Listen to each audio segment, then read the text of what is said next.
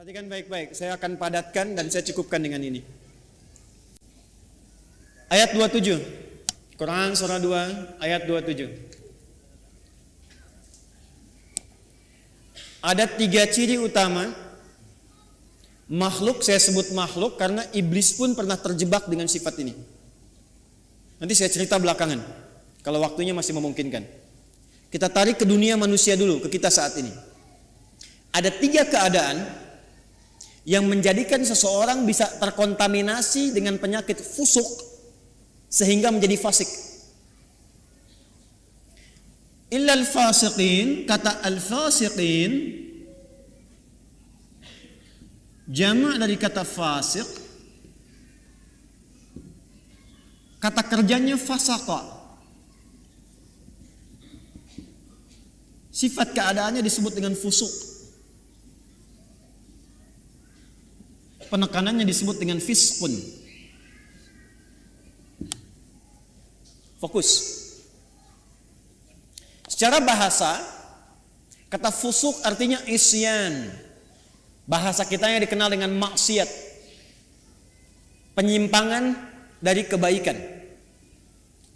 Jadi setiap ada yang menyimpang dari kebaikan atau menolak dari perintah yang harus dijalankan, itu perbuatannya disebut dengan fasak. Makhluknya disebut dengan fasik, sifatnya keadaannya disebut dengan fusuk. Iblis yang punya sifat setan itu asalnya jin yang sangat taat.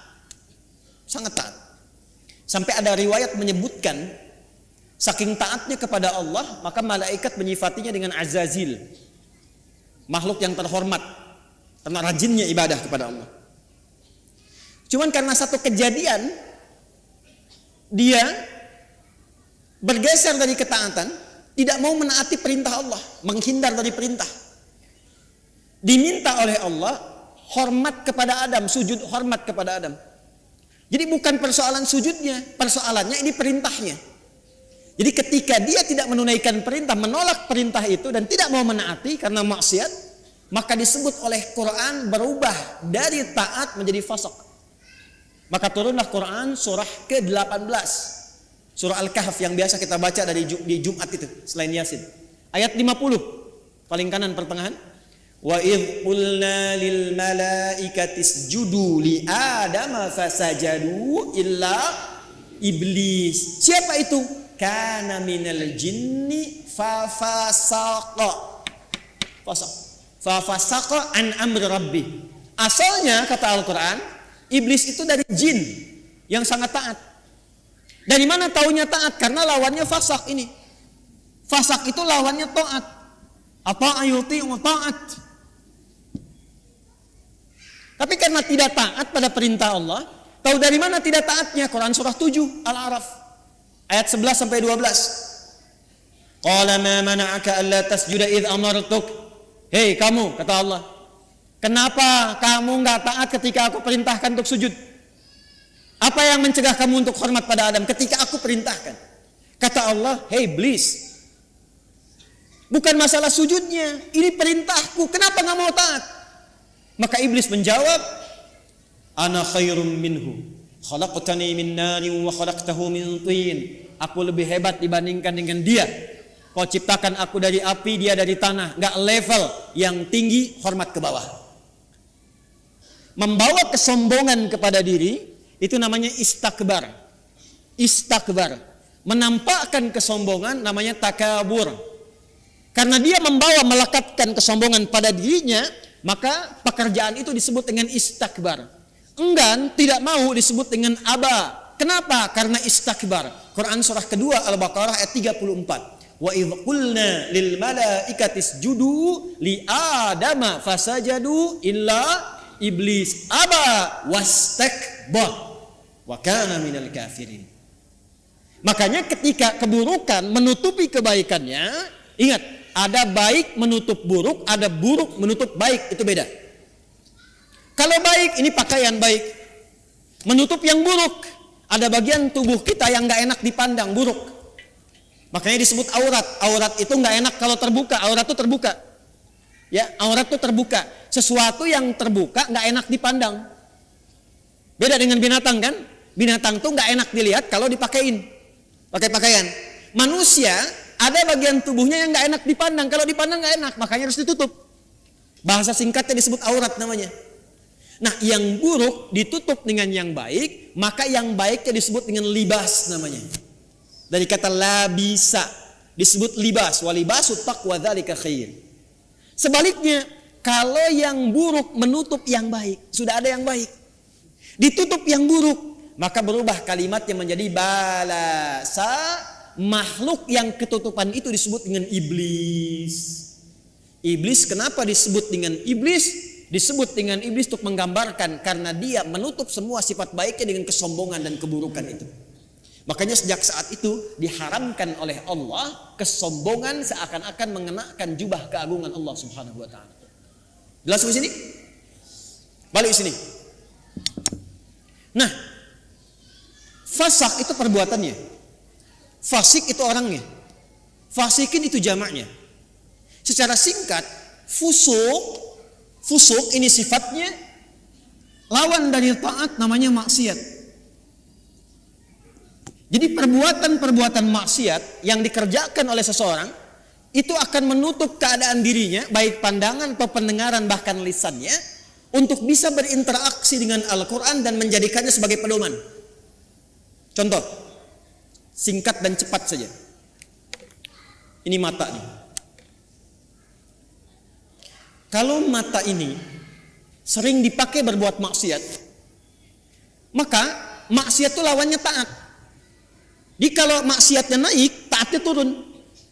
Maka mata ini kalau dialihkan kepada Quran, nanti kalau sering dipakai maksiat untuk lihat Quran saja susah, nggak bisa. Maka alih-alih mendapatkan pedoman dari Quran, untuk lihat pun kadang-kadang nggak mampu. Padahal mushafnya sudah dia kumpulkan. Ada jenisnya dengan tajwid, tajwidnya berwarna. Ada yang jenisnya besar, yang kecil, yang per kata, yang macam-macam. Itu dia koleksi, dia simpan. Tapi anehnya begini, setiap melihat mushaf itu nggak mampu hanya untuk mengambil atau melihatnya saja. Lewat lagi sampai berdebu. Baru ketika ada pengajian datang ke rumah, mama, mana mushaf kita yang ditempel itu di dinding? Ditempel di dinding. Apa tadi lihat? Nah, kalau sehari nggak bisa tuh berinteraksi dengan mushaf, dengan Quran, ambil mushaf yang paling besar, simpan di ruang tengah malam, buka begini, jangan dibaca, tanyakan dulu pada diri kita masing-masing, mengadu ke Allah, ya Allah, maksiat apa yang aku kerjakan di mata ini sehingga tak sanggup melihat Al-Quran sampai detik ini. Telinga, Anda dengar ngaji, dari masjid dengar ada tahrim, anak-anak dengar bacaan Quran, ada pengajian-pengajian, tapi telinganya nggak sanggup dengar. Kok kayaknya nggak enak? Ada yang gelisah, ada yang jenuh, bahkan ada yang anti. Artinya apa? Telinga ini seringkali digunakan untuk mendengar yang salah, maksiat. Quran surah ke-6 misalnya ayat 25, wa fi adhanihim waqra, di telinganya ada sumbatan. Telinganya ada sumbatan. Nah, ada 3 perbuatan besar dari maksiat ini yang kalau dikerjakan itu, dan kita berlindung pada Allah dari 3 perbuatan ini, kalau dikerjakan itu maka secara otomatis dia akan mempengaruhi pelakunya langsung mendapatkan sifat fusuk dan berpotensi menjadi fasik sehingga tak mampu mendapatkan pedoman-pedoman dan petunjuk dalam Al-Quran. Secara cepat, apa saja perbuatannya untuk kita tinggalkan dan kita jauhi? 1. Alladzina yanquduna ahdallahi min ba'di mitsaqih. Perhatikan baik-baik. Yang pertama, penyakit ini berpotensi menyerang semua kalangan karena itu menggunakan kata alladzina. Disebutkan sebanyak 1080 kali dalam Al-Quran, mencakup semua tanpa kecuali. Laki-laki, perempuan, besar, kecil, tua, muda, dan seterusnya. Yang pertama, alladzina yanquduna ahdallahi min ba'di mitsaqih. Yaitu orang-orang yang memutuskan atau menyalahi komitmen dengan Allah setelah dia berkomitmen untuk memegang teguh janjinya. menyalahi komitmen dengan Allah. Komitmen dengan Allah.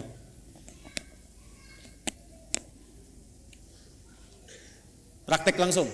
Awas hati-hati, awas hati-hati. Apa komitmen pertama kita yang paling pokok dengan Allah? Komitmen pertama kita itu bahkan sebelum lahir namanya syahadat. Quran surah 7 catat ayatnya. Al-A'raf ayat 172. Wa idz akhadha rabbuka min bani adama min dhuhurihim dhurriyyatahum wa ashhadahum ala anfusihim alastu bi rabbikum qalu bala syahidna an taqulu yaumal qiyamati inna kunna an hadza ghafilin. Komitmen pertama kita adalah asyhadu an la ilaha wa asyhadu anna. Bahkan untuk menjaga komitmen ini tiap hari kita sholat untuk menjaga komitmen ini. Makanya setiap sholat kita tahiyat, kita bacakan dalam tahiyat asyhadu an la ilaha wa asyhadu anna muhammadan. Perhatikan. Maka dari sini muncul dua turunan. Turunan pertama langsung pokok komitmennya syahadat. Yang kedua amalan penguatnya sholat. Komitmen pokok asyhadu an la ilaha. Apa arti kalimat Allah? Arti kalimat Allah itu dua yang pokok. Satu, yang dipertuhankan. Yang dipertuhankan. Jadi Allah itu bukan sifat, Allah itu nama. Ingat, bukan sifat. Kalau ada yang bertanya siapa Allahmu, itu salah. Karena Allah itu nama. Siapa nama Tuhanmu? Allah. Makanya ketika orang-orang Quraisy, orang kafir bertanya pada Rasulullah, siapa nama Rabbu Muhammad? Karena engkau menyebutkan Rob. Qul a'udzu birabbin nas, qul a'udzu birabbil falaq. Siapa namanya? Maka turunlah surah Al-Ikhlas. Qul, katakan Muhammad sallallahu alaihi wasallam, huwa, yang dimaksud Rabb itu Allah. Nah, Allah ini punya dua arti pokok. Pertama adalah yang dituhankan, satu-satunya yang dituhankan. Ini. Yang kedua, yang diibadahi. Kedua makna ini ada di Quran surah ke-20 ayat 14. Allah mengenalkan dirinya kepada Musa alaihi salam dengan dua makna ini. Innani anallah, kata Allah, akulah Allah. Nama. Apa artinya Allah? La ilaha illa ana, la ilaha illa. La menolak. Ilaha yang dipertuhankan, illa menetapkan. La-nya nafi, illa-nya isbat. La ilaha, tidak ada satupun yang dipertuhankan. Illa, kecuali, kata Allah, ana, Allah. Kecuali saya, kata Allah. Maka kalau sudah mengatakan Tuhan saya Allah, Anda mengatakan asyhadu alla ilaha illallah, maka komitmennya jangan pernah menuhankan selain Allah. Paham? Saya ulang, jangan pernah menuhankan selain siapa? Ingat, kita menghormati keyakinan orang lain. Dan toleransi tertinggi dalam menghormati itu adalah tidak mencampuri ketuhanan di luar apa yang kita yakini. Karena itulah ayatnya berbunyi lakum dinukum la ikraha. Jangan ganggu, nggak boleh. Hormati saudara kita, yang Kristen, yang Hindu, yang Buddha, yang Konghucu, hormati. Tapi jangan campuri. Karena toleransi terbaik itu tidak mengikutinya. Silahkan masing-masing, jangan ganggu. Nggak boleh merasa terganggu, tapi jangan ikut-ikutan. Nggak usah ikut-ikutan. Toleransi tertinggi dalam akidah itu zero tolerance, supaya saling menghormati. Ya, karena kalau Anda datang ke tempat itu, Anda ingin menghormati tapi ikut-ikutan, itu terjadi sifat munafik nantinya. Ya, di lisan iya, di hati mengingkari. Itu nggak boleh. Islam nggak suka begitu. Antara lisan dengan hati itu harus sama. Ya, jangan sampai, mohon maaf, ya, lisannya berkata, ya ikuti senyum, tapi hatinya mengingkari. Salah sesembahanmu, itu bukan Tuhanmu. Nah, Islam nggak mau begitu. Hormati orang lain, silahkan yakini apa yang Anda yakini. Kalau pengen tahu tentang Islam kami ajarkan, ya, tapi jangan ikut-ikutan dan tidak boleh mengganggu. Itu yang paling indah. Lakum dinukum. Karena itu kalau sudah la ilaha asyhadu an la ilaha maka tidak boleh mengatakan kalimat ini. Camkan ini. Tuh. Kedengaran? Begitu Anda lakukan, ambulan nanti siap menanti. Dan ambulannya malaikat maut itu yang paling sangat menegangkan. Kalau sudah mengatakan la ilaha asyhadu an la ilaha, itu komitmen, maka tidak boleh ada kalimat ini. Camkan. Semua agama sama, menuju pada Tuhan yang sama, cuman caranya beda-beda. Maka itu sudah mulai pelanggaran terhadap komitmen. Saya yakin orang-orang yang seperti itu tidak akan pernah atau kesulitan dia mendapatkan petunjuk dari Quran. Yang ada apa? Semakin salah ngajinya. Ayatnya semakin dipotong-potong. Ayat tentang menuhankan Allah dipotong. Ayat tentang sholat pada akhirnya nggak sholat. Ayat tentang puasa pada akhirnya nggak pada puasa. Itu yang kebablasan. Di orang-orang kalau sudah begitu, apalagi mengolok-olok ayat, pada ujung-ujungnya nggak yakin tentang Qurannya sendiri. Dan kalau dites ngaji, ujungnya nggak bisa ngaji juga itu. Ini yang bahaya. Di orang-orang yang seringkali melanggar komitmen, pada akhirnya sulit mendapatkan petunjuk dari Al-Quran. Yang ada, Quran akan dipotong-potong sesuai dengan selera nafsunya. Jelas? Awas. Saya kalau akidah agak tegas ya. 2, sholat. Ini amalannya. Bagi Anda yang sudah asyhadu an la ilaha, maka jaga komitmen itu lewat ibadah. Maka bagian keduanya kembali ke Quran surah 20 ayat 14. Innani anallahu la ilaha illa ana fa'budni. Buktikan untuk menyembah Allah yang dipertuhankan, diibadahi. Bagaimana caranya? Wa aqimis sholata lidzikri. Jaga la ilaha illallah itu lewat sholat. Makanya kalau ada orang yang sudah mulai malas sholat, itu secara otomatis akan sulit berinteraksi dengan Quran. Gak percaya silakan. Anda, jangan Anda lah ya. Kalau ada orang yang sudah mulai malas sholat, bahkan meninggalkan sholat, jangan harap dia mau ngaji. Apalagi mendapatkan petunjuk dari Quran.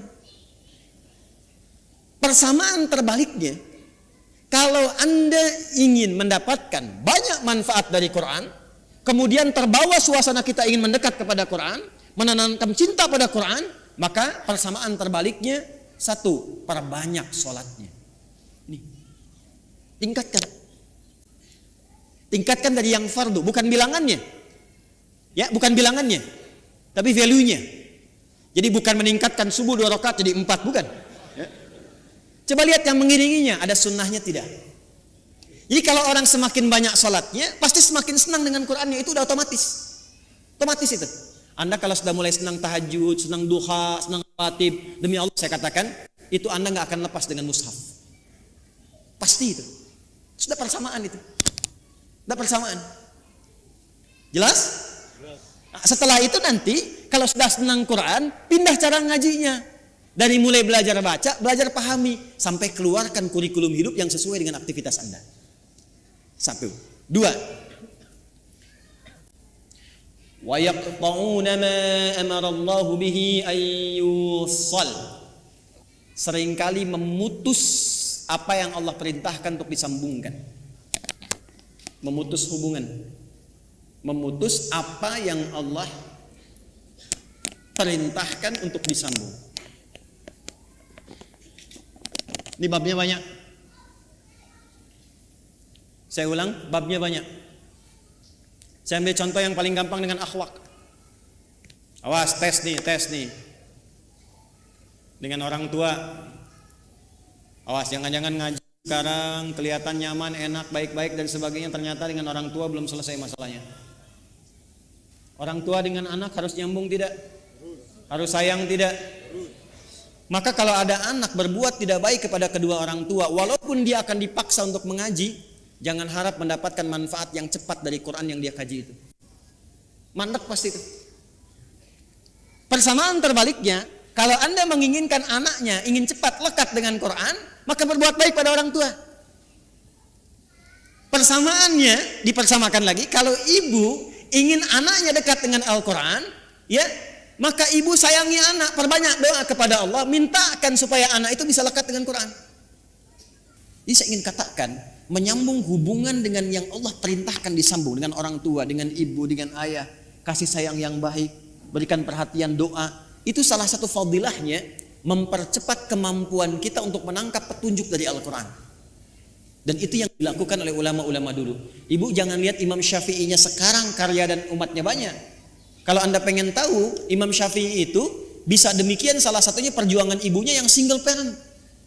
Lahir di Gaza, datang ke Mekah digendong-gendong tuh dari tawafnya sampai diajarin dan sebagainya. Jadinya seperti sekarang. Imam Ahmad bin Hanbal, ibunya single parent. Apa yang dilakukan? Musim dingin pun itu masih masak air, Bu, Pak. Diwudukan ibunya. Digendong di tempat, disimpan di Majlis Ulama, ngaji di situ sampai jadi bintang setelahnya. Murid Imam Asy-Syafi'i. Imam Al-Bukhari itu yang berjuang ibunya single parent. Mazhabnya Syafi'i. Jadi ada persamaan antara menyambung sesuatu dengan erat dengan petunjuk dari Al-Quran. Maka kalau ingin mendapatkan kemuliaan Al-Quran, dimulai dengan salah satunya apa? Minta ridho orang tua siapa yang masih ada. Minta doa. Ibu jangan diminta, doakan anaknya. Ya, minimal ada satu di keluarga yang jadi kebanggaan. Di akhirat, Bu. Karena kalau dunia sementara. Harus ada di keluarga Anda itu, saya, kita, yang dipanggil di akhirat mewakili keluarga besar. Jadi kebanggaan. Itu loh anak-anak yang sering Anda lihat orang tuanya itu orang biasa. Ya, hartanya nggak banyak, makannya terbatas, Anda merasa kasihan. Jangan salah, mungkin yang perlu dikasihani itu Anda. Karena dia telah menciptakan, membuat sebuah sistem kehidupannya bahagia di sisi Allah. Jadi kebanggaan. Ternyata anaknya sudah hafal Quran 30 juz. Ternyata orang tuanya hafal Quran dengan 7 riwayat. Dan dia siapkan anaknya jadi kebanggaan di akhirat. Saat orang tua yang kadang dipandang sebelah mata di dunia itu, bahkan anaknya mampu memakaikan mahkota di kepala ibu dan ayahnya di hari kiamat kelak. Anda ada di mana? Harus berubah cara berpikirnya. Besok itu wafat, teman-teman. Besok itu kembali. 3 yang terakhir, wa yufsiduna fil ardh. Orang yang senang merusak. Fasad. Senang merusak. Fasad itu definisinya banyak. Ya, mencuri merusak tidak? Merusak. Menipu merusak tidak? Mencela merusak tidak? Jangan harap Anda ngaji, datang ke pengajian tapi senang mencela orang lain. Jangan harap mendapat petunjuk dari Quran dengan cara yang benar. Anda kerja, ngambil harta yang haram, korupsi, menipu dan sebagainya. Jangan harap dekat dengan Quran. Makanya orang-orang yang korupsi itu bisa dicek deh, pasti nggak bisa ngaji. Walaupun asalnya bisa ngaji, jauh dari Quran pada akhirnya. Saya di Libya pernah satu majlis dengan salah satu tokoh yang diagungkan oleh kalangan liberal. Namanya Jamal Al-Banna. Jamal Al-Banna ini dulunya itu salah satu yang sangat concern dalam hadis, hafal Quran. Tapi satu kali terjadi perubahan dalam hidupnya, singkatnya dia keluar ke barat, di barat berubah pandangannya, punya interaksi yang salah, yang keliru, maka pikirannya berubah menjadi liberal. Satu kali ke Libya, ke Tripoli, jadi kami itu punya pelajaran salah satunya Al-Istishraq wa Tansir, gerakan-gerakan orientalis, tokohnya siapa aja. Dahsyatnya kurikulum di sana, kalau sudah belajar nanti tokohnya diundang kalau masih hidup. Jadi kita berdialog, tahu pemikirannya bagaimana. Secara singkat, masih ada videonya sampai sekarang. Gambarnya, fotonya saya masih ada. Itu begitu datang, kita duduk sama menyimak. Itu membaca yang paling ringan dalam Al-Quran yang jadi favorit Anda sekalian. Kan ada 3 surat paling favorit di muka bumi untuk setiap muslim saat ini. 3 qul terakhir kan? Ya, qul huwallah, qul a'udzu birabbil falaq, qul a'udzu birabbin. Itu baca Al-Ikhlas, qul huwallahu ahad, tertukar-tukar enggak selesai-selesai. Qul huwallahu ahad, Allahus lam yalid wa lam yakul huwallahu ahad, sampai istighfar para mufti yang ada pada saat itu. Astagfirullah, astagfirullah. Anda bisa bayangkan. Apa?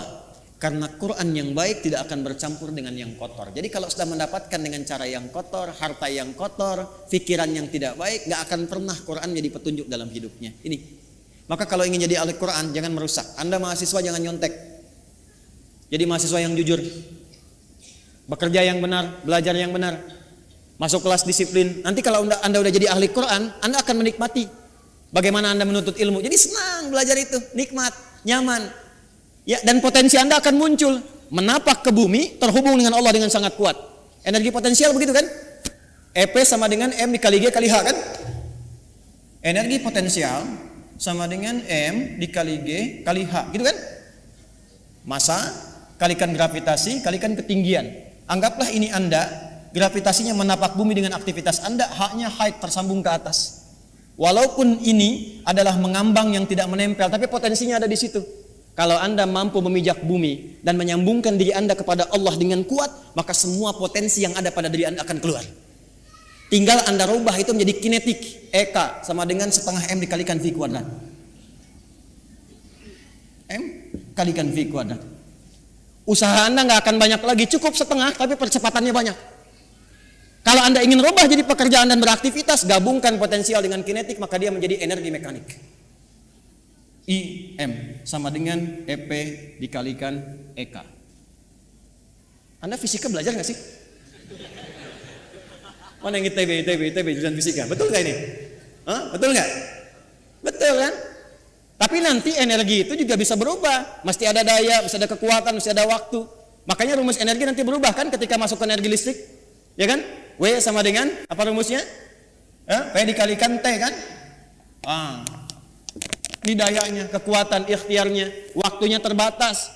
Jadi Anda mengeluarkan energi itu, ya itu terbatas waktunya sampai ajalnya tiba. Quran surah 7 ayat 34. Maka manfaatkan waktu sebaik-baiknya, tanamkan jarak dengan kuat, atur kecepatan dan manfaatkan waktu dengan baik. Maka muncullah rumus jarak S sama dengan V dikalikan T. Halo? Saya senang fisika itu. Saya masih senang belajar baca sekarang. Kalau waktu-waktu senggang saya ke toko buku, yang saya beli itu fisika, kimia, modul-modul sekolah gitu, saya pelajari lagi, saya lihat-lihat. Kenapa? Karena Allah mendesain alam semesta ini untuk bisa dibaca dan dikaji, dan pusat kajian itu dasarnya berupa pengetahuan. Allah menetapkan nih, kan fisika itu membaca alam kan? Bagaimana matahari berputar, berotasi, bumi demikian, interaksi awan dan sebagainya sampai di bumi, di laut dan seterusnya. Maka Allah berfirman, inna fi khalqis samawati wal waqtilafil laili wan nahar la ayatil ulul albab. Itu melihat, meriset, menghitung, maka memunculkan ilmu. Nah ilmu ini itu untuk melihat, meriset tadi untuk membuktikan kebenaran Allah. Benar nggak seperti yang Allah firmankan? Makanya orang yang pintar itu tujuan kepintarannya untuk mengenal Allah. Di semakin Anda pintar fisika, pintar kimia, pintar matematika, pintar biologi, semakin Anda mengenal Allah. Jadi kalau Anda jadi pakar di bidangnya tapi nggak kenal Allah, Anda masih bodoh. Catat tuh. Ngapain pintar-pintar nggak kenal Tuhan? Ya, kalau cuma untuk dunia, maaf, jangankan yang beriman, yang belum beriman pun bisa melakukan itu. Tapi ayat ini disusun untuk mendekatkan diri kita dengan Sang Pencipta, sehingga ketika pulang Anda punya kebanggaan insyaallah. Jelas di sini? Halo, jelas? Maka hati-hati dengan unsur-unsur fusuk yang bisa menyebabkan fasik. Ada 3 maksiat utama. Masih ingat satu apa? Melanggar komitmen utama dengan Allah. Apa komitmen yang paling pokok? Asyhadu an la ilaha illallah. Baik, wa asyhadu anna. Bagaimana cara menjaganya dalam bab apa? Salat. Semakin tingkatkan salat, semakin cepat kita mendapatkan cahaya Al-Qur'an. Apalagi kalau rajin jamaah, tidak pernah imam membaca dalam salat kecuali ayatnya seperti yang kita butuhkan. Yakin itu. Karena imam tuh kadang begini, udah menyiapkan ayat, tapi ketika sudah takbir, kadang bisa berubah ayatnya. Saya barusan pengen baca Al-Isra ayat 78 sampai 81. Tapi ketika mulai takbir Al-Fatihah, yang muncul apa? Az-Zariyat. Ayat 1 sampai ayat ke-29. Itu yang tadi kita bacakan. Saya yakin kalau Anda ngaji pulang ke rumah, lihat lagi. Di antara Anda pasti ada yang mengatakan, ini yang saya cari selama ini. Silahkan cek. Karena desainnya begitu. Kedua, jangan pernah memutuskan apapun yang Allah perintahkan untuk diapakan? Disambungkan. Contohnya, hubungan antara anak dengan siapa? Orang tua. Hubungan timbal balik ini kalau benar dilakukan, pasti akan memudahkan kita berinteraksi dengan Al-Quran. Yang ketiga, jangan pernah merusak dalam berbagai aktivitas di muka bumi. Kalau Anda pelajar, jadi pelajar yang baik. Jadi pengajar, dosen, pengajar yang baik. Jangan merusak murid. Hati-hati. Kalau Anda bekerja yang benar, jangan merusak sistem. Ya, dengan mencuri, dengan menyogok, dengan macam-macam, jauhi. Kalau semua yang dikerjakan benar dan baik, insya Allah semua pedoman Quran mudah untuk kita dapatkan, mudah untuk kita amalkan. Jelas?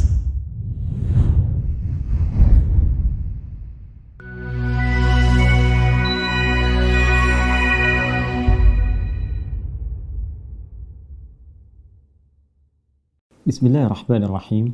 Assalamualaikum warahmatullahi wabarakatuh. Alhamdulillah, wassalatu wassalamu ala rasulillah wa ala alihi wa sahbihi wa man walah, wa ba'd. Saudara-saudariku, semoga kita semua senantiasa dalam rahmat dan ridha Allah subhanahu wa ta'ala, diberikan kemampuan, kekuatan untuk selalu mengkreasikan aktivitas kita bernilai baik serta bermuatan amal saleh yang insya Allah bisa kita bawa pulang menghadap Allah subhanahu wa ta'ala saat ajal yang telah ditetapkan itu tiba bagi kita semua. Di antara amal terbaik yang pernah juga ditunjukkan oleh Rasulullah SAW dalam rangka mencari bekal pulang kembali menghadap kepada Allah, di antaranya adalah wakaf. Wakaf, amal saleh yang menjadikan satu benda atau bahkan peluang-peluang kebaikan hanya ditujukan untuk ibadah saja dan diniatkan sepenuhnya untuk penyembahan kepada Allah Subhanahu wa taala dalam rangka mencari keridhaan Allah Subhanahu wa taala. Orang yang berwakaf berpotensi terampuni dosa-dosanya di sisi Allah Subhanahu wa taala. Orang yang berwakaf berpotensi mendapatkan aliran pahala yang terus mengalir, jariyah, di kemudian hari yang menerangi alam kuburnya sampai ia kembali kepada Allah Subhanahu wa taala. Teman-teman, karena itu alhamdulillah ada satu bagian yang kami memang kreasikan untuk menjembatani amal soleh ini sehingga kita yang berkehidupan masih mendapatkan peluangnya, ialah pembangunan Ma'had Islam Rafi'ah Akhyar Mira. Izinkan kami melaporkan apa yang telah berlangsung dari sejak awal pembangunan sampai dengan detik ini. Teman-teman bisa saksikan, alhamdulillah, dari tatanan administratifnya, surat-suratnya semua menunjukkan bahwa tanahnya, asetnya, seluruhnya wakaf. Tidak ada dimiliki oleh satu pihak termasuk seorang Adi Hidayat. Insya Allah semua aset tanah wakaf, semua bangunan yang ada di dalamnya wakaf, dan kami pun mewakafkan tenaga, pikiran, pengetahuan, bahkan harta yang insya Allah juga bisa kita tabung dan kita kumpulkan untuk mengisi kegiatan di pesantren ini, sehingga ke depan ada calon-calon ulama, ahli Al-Quran, ahli hadis, ahli fikih Islam yang kita bisa kontribusikan untuk membangun dan memakmurkan negeri tercinta Indonesia ini, dan juga bisa menginspirasi nilai-nilai Islam yang penuh dengan kemuliaan, toleransi, kebaikan, dan kekayaan pengetahuan yang membangun peradaban bagi dunia seutuhnya, insya Allah. Sampai saat ini, alhamdulillah, proses pembangunan seperti Anda bisa lihat, ada masjid yang sedang berproses, sudah selesai struktur rangka baja sampai dengan ke atas, berlangsung insya Allah ada pengecoran, dan mudah-mudahan ke Ramadan ini dalam 4 bulan ke depan bisa diselesaikan setidaknya lantai 1 sehingga insya Allah bisa digunakan untuk kegiatan ibadah khusus di bulan Ramadan. Asrama juga insya Allah kita sedang berjalan membangun, kemudian juga ruang kelas, guest house telah disempurnakan sehingga insya Allah dalam waktu yang tidak lama ke depan sebelum santri-santri formal masuk, kita akan gunakan terlebih dahulu untuk mentraining, memberikan pelatihan bagi para pendamping calon guru-guru yang akan mengisi di dalamnya.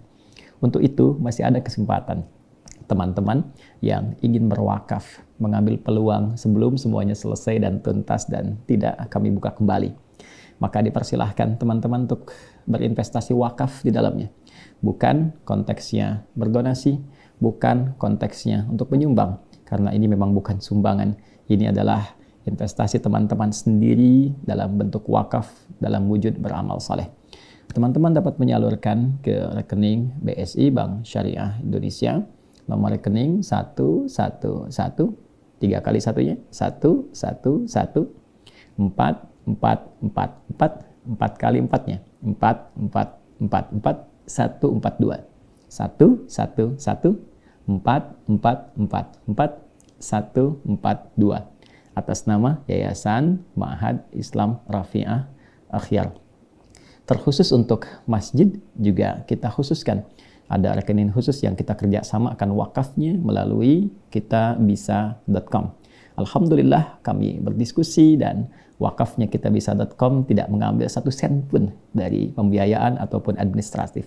Semuanya dikhususkan sepenuhnya 100%. Jadi tidak akan pernah ada potongan, semua yang ditampung lewat rekening itu akan disalurkan seutuhnya untuk pembangunan masjid saja. Jadi kalau ada yang ingin berwakaf khusus untuk masjid, boleh menggunakan rekening yang ditampung di kitabisa.com tanpa potongan sedikit pun. Dan insya Allah jika teman-teman misal ada 100.000 orang ya hanya mengeluarkan 20.000 saja untuk berwakaf, insya Allah dalam 4 bulan masjid itu bisa selesai dan Ramadan bisa kita gunakan dengan baik. Teman-teman terima kasih, semoga diterima oleh Allah Subhanahu wa taala apa yang telah kita ikhtiarkan. Kami hanya berusaha untuk mengajar, menempati untuk mengajar, tidak memiliki, dan menyiapkan kembali murid-murid yang kita kirim keluar, kita biayai dengan izin Allah sehingga mampu meneruskan aset yang kita harapkan punya nilai di hadapan Allah Subhanahu wa taala. Jika kelak saya berpulang, sudah ada insya Allah murid yang meneruskan sehingga wujud amalan kita dengan izin Allah tetap berlangsung sampai kita kembali berpulang, sampai kehidupan berakhir. Terima kasih, semoga Allah ridai. Assalamualaikum warahmatullahi wabarakatuh.